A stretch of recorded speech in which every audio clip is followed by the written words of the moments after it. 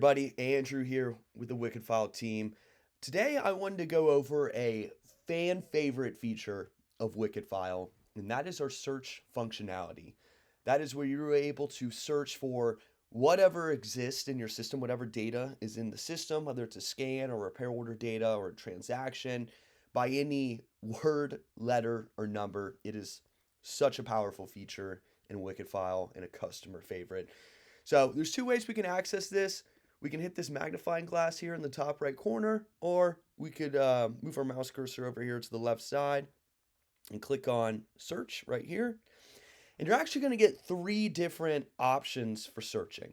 And this exists to kind of fine tune what it is you're looking for in WickedFile. So at the top, we have document search. So if there's a certain scan I'm looking for that I've uploaded into the system, I could search right there for that. Transaction search, if you have Plaid integrated, you can search for a specific transaction and see, what in the world this transaction was for, what is it matching up to, if that scan exists in the system. And then finally, part search as well. So let's say I'm going to click on part search for this example. And one thing I wanted to emphasize, because sometimes this gets overlooked, is this advanced filters button right here. If you click on this, this allows you to get even more specific with, whatever it is you're searching for in WickedFile. So right here, I'm going to type in, let's say I'm going to type in Worldpack, and then I'm going to type in water pump. I want to find a water pump that we bought from this specific vendor. And I'm going to type in, or I'm going to search, I'm going to look for a specific invoice. And then if I wanted to, I could search by location as well. And I'll choose a location here. And then date range as well. If I wanted to, if I'm looking for a specific water pump, I'm probably not going to remember the part number or invoice number, but I know I bought it, last week or, in the last 30 days. I certainly can do that as well, but I'm going to hit the search button.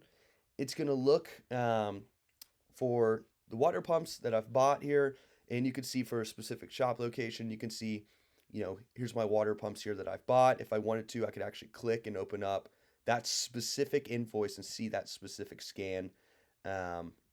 If I wanted to, and I can see here, a water pump was one of the parts we bought on this invoice, and it's all been sold to the customer. But I want to let's go back here for a second. Let's go a little bit further with this time. Let's say I want to find. I'm gonna do World Pack. I want to find a core for a battery we returned to this specific vendor. And here I could type in, or I'm going to search by credit as our type, and we'll just search this time. And again, if you wanted to, let's say I'm looking for a specific core from like the last 30 days, you absolutely could do that, but I just want to make sure and see, I want to see all my cores that I've returned. You know what, we'll actually do it for a specific shop location as well. So it's going to load here.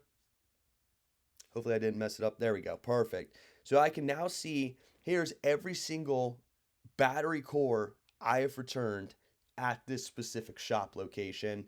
If I wanted to, I could click on that specific credit memo. And this is especially powerful because, let's say we ended up returning, this battery core, but we uploaded our statement and we didn't see it recognized on our statement.